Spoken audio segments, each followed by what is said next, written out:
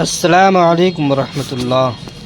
درود و سلام ناظر و نبی پاک صلی اللہ علیہ وسلم پر، اللہم صلی وسلم وبارک علی سیدنا و مولانا محمد وبارک وسلم، صلاۃ و سلام علیک یا رسول اللہ۔ آج ہم بات کریں گے انا ساگر کی تاریخ کے بارے میں۔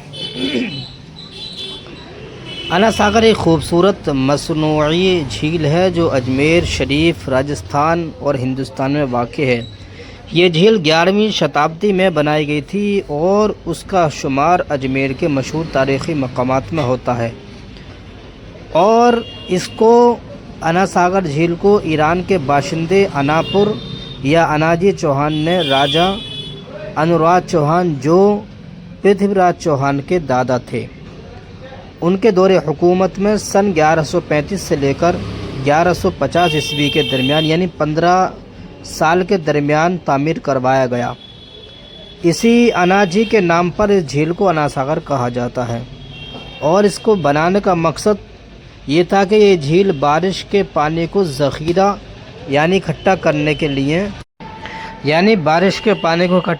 لیے بنائی گئی تھی، تاکہ علاقے کے لوگوں کو پانی کی قلت کا سامنا نہ کرنا پڑے، یعنی پانی کی پریشانی کا سامنا نہ کرنا پڑے۔ اس کے ارد گرد ایک ڈیم بھی بنایا گیا، جس سے اجمیر کو ایک سرسبز و شاداب خطہ بنا دیا گیا، یعنی ہرا بھرا علاقہ بنا دیا گیا۔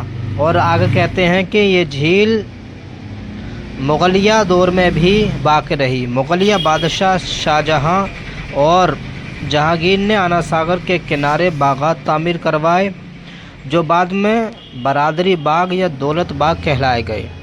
شاہجہاں نے جھیل کے کنارے سنگ مرمر کے خوبصورت پلیٹ فارم بھی بنوائے، جو آج بھی موجود ہیں۔ اور آج انا ساگر اجمیر کا ایک مرکزی سیاحتی مقام ہے۔ یہاں لوگ سیر و تفریح اور کشتی رانی اور فطری مناظر سے لطف اندوز ہونے کے لیے آتے ہیں۔ جھیل کے آس پاس ہریالی، پہاڑ اور تاریخی مقامات اس کی خوبصورتی میں اضافہ کرتے ہیں۔ اور جھیل کی تقریباً 11 کلومیٹر کے رقبے میں پھیلی ہوئی، یعنی 11 کلومیٹر لمبائی اس کی جھیل کی ہے، یعنی اتنی دور تک پھیلی ہوئی ہے۔ اس کے ارد گرد مٹی اور پتھروں کا ڈیم بنایا گیا ہے، تاکہ بارش کا پانی جمع ہو سکے، اور اس کے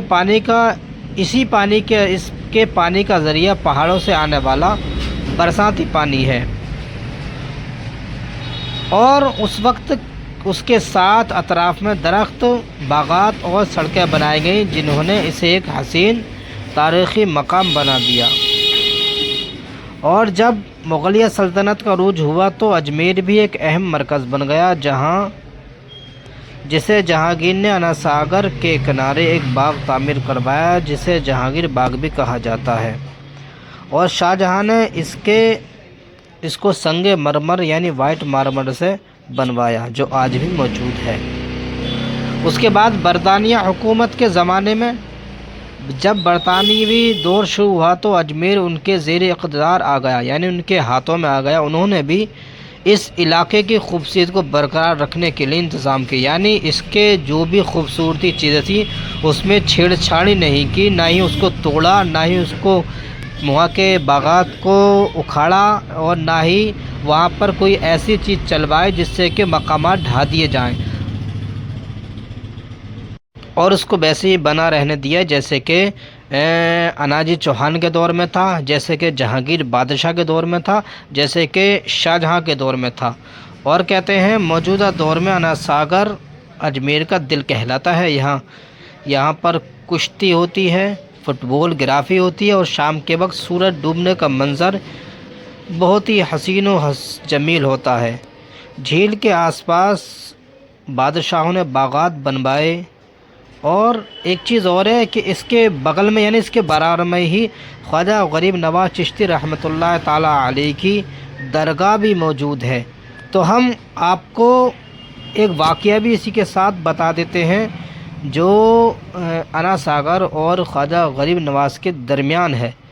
چلو ایک واقعہ آپ کے سماعت کا حوالہ کرتے ہیں کہ جب خواجہ غریب نواز اجمیری سنجری رحمۃ اللہ تعالی علیہ اجمیر شریف تشریف لائے، اس وقت وہاں کے حکمران راجہ پرتھوی راج چوہان تھے۔ اجمیر کے لوگ زیادہ تر غیر مسلم تھے اور مسلمانوں کے بارے میں زیادہ نہیں جانتے تھے کہ مسلمان کون ہیں، کیسے ہیں، کیا کرتے ہیں، کیا کھاتے ہیں، یعنی کچھ نہیں جانتے تھے۔ خواجہ غریب نواز نے شہر کے قریب انا ساگر جھیل کے کنارے ایک مقام پر قیام فرمایا۔ آپ عبادت کرتے، ذکر کرتے اور خدمت خلق میں مصروف رہتے، یعنی لوگوں کی خدمت کرتے۔ کوئی مجبور زدہ آدمی آپ کی بارگاہ میں آتا تو آپ اس کی پریشانی کو کسی طرح سے حل کیا کرتے تھے۔ وقت گزرتا گیا تو جھیل کے کنارے لوگ آپ کے اخلاق، آپ کے کردار، آپ کے اخلاق اور آپ کے علم سے متاثر ہو کر آپ کے سامنے آنے لگے۔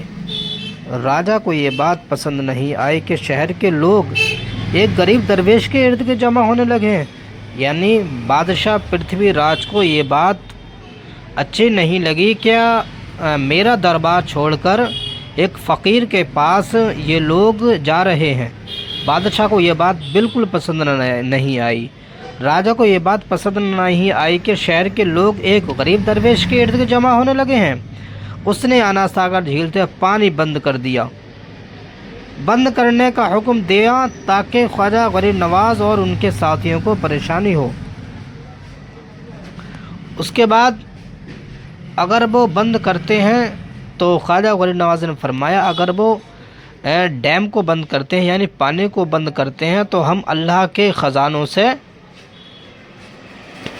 اللہ کے دی ہوئی طاقتوں سے اس کو ہم پھر سے کھول دیں گے۔ یہ کہہ کر آپ نے اپنے خادم سے ایک پیالہ پانی منگوایا اور اپنی انگلی مبارک اس میں ڈبوئی۔ اللہ کے حکم سے وہ پیالہ پانی سے لبریز ہونے لگا اور اتنا بڑھا کہ جیسے کہ ایک جھیل بن گئی ہو۔ یہ منظر دیکھ کر لوگ حیران رہ گئے۔ خواجہ غریب نواز درباریوں نے، یعنی راجہ کے درباریوں نے پرتھوی راج چوہان کو جا کر بتایا کہ فلاں جو درویش تھے جس کے لیے آپ نے پانی بند کیا تھا، انہوں نے ساری کشتی کا پانی اپنے ایک پیالے میں لے لیا ہے۔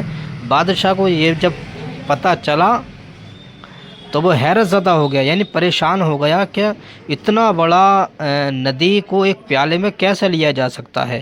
راجہ پر بھی اثر ہوا اور اس نے انا ساگر کا بند دوبارہ کھولنے کا حکم دیا اور خواجہ غریب نواز نے